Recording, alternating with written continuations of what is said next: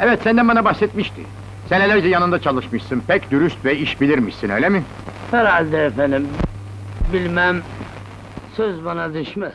Niye ayrılıyor? Kendinizi sabahın ilk ışıklarıyla dumanı tüten bir işkembe çorbası içtiğinizi hayal edin. Ama içine sirke sarımsak yerine boca edilen kadeh kadeh rakıyla pek çok sinema seyircisinin adını bile hatırlamadığı bu üstad neden her sabah güne böyle başlar? Tam 24 kez evlenip de nasıl her seferinde "Yahu hanımları hep başkaları alıp götürüyor, ben yine dul kalıyorum" diye kahkahalar atar. Yeşilçam'ın o en babacan, en güleç yüzünün arkasında babasını karanlığa mahkum eden o büyük aile trajedisi neydi? Siyah beyaz karelerin en masum bakışlı adamı neden hayatı boyunca paradan nefret etti ve neden sirozun pençesinde henüz 49 yaşındayken aramızdan ayrıldı? Tüm bu soruların cevabı videonun ilerleyen kısımlarında. İyi seyirler.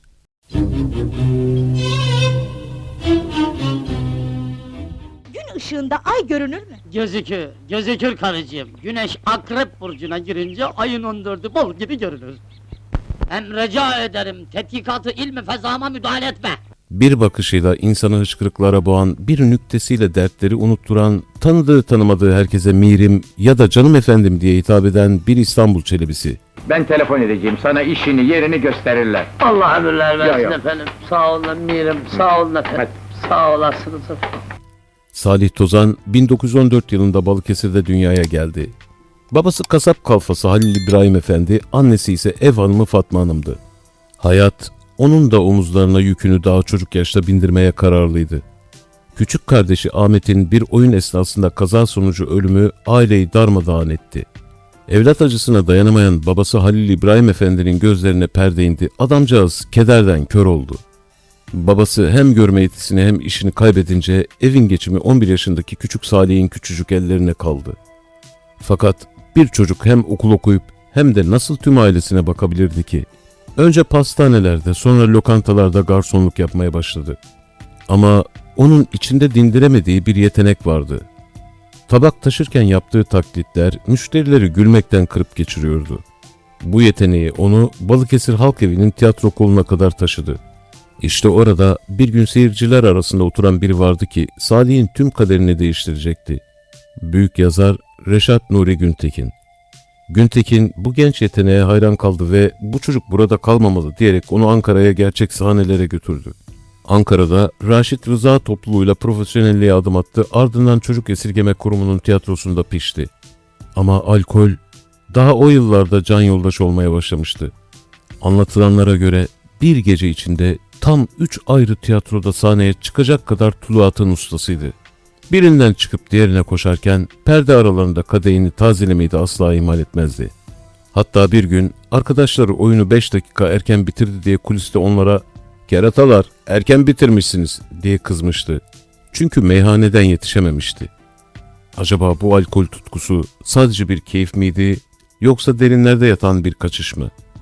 Salih Tozan'ın o hiç eksilmeyen insan sevgisine ve sanatın onuruna saygıda bulunmak ve bu vefalı yolculuğa birlikte devam etmek için kanalımıza abone olabilirsiniz. Sinemaya ise 1950 yılında Çakırcalı Mehmet Efe ile girdi ama onu asıl ölümsüzleştiren Üç Arkadaş filmindeki Mıstık Artin karakteri oldu. Çek evladım mıstık şu kurutu. İşte Murad'ın dedesinin resmi. O zamanın modası sakalı da var. Filmlerde pek çok oyuncunun aksine kendi sesiyle oynardı. O Ermeni, Rum veya Arnavut taklitleri öyle doğaldı ki seyirci onu perdede değil kapı komşusu sanırdı. Kırık Çanaklar'daysa o meşhur dede rolüyle herkesi ağlattı. Ancak setlerde bile o meşhur 2 şişesi yanındaydı. Birinde su, diğerinde vodka. Yönetmen Sırrı Gültekin içmemesi için onu kontrol ettiğinde hep su şişesini uzatır, "Bakmayayım, sadece su" diyerek herkesi kandırırdı. Özel hayatı ise tam bir keşmekeşti. Anlatılanlara göre 24 ayrı kadınla hayatını paylaşmaya çalışmış ama alkol yüzünden dikiş tutturamamıştı. En büyük aşkı ise bir Alman revüsünde baş dansçı olan Nermin Hanım'dı. Yıllar sonra tedavi için gittiği hastanede hemşire Samime Hanım'la tanıştı. Samime Hanım ona ömrünün sonuna kadar bir anne şefkatiyle baktı. Fakat siroz artık kapıyı çalmıştı. Şehir tiyatrolarında alkol yüzünden hiçbir zaman 1. sınıf sanatçı kadrosuna alınmadı, hep hor görüldü, oysa halkın gözünde çoktan zirveye oturmuştu.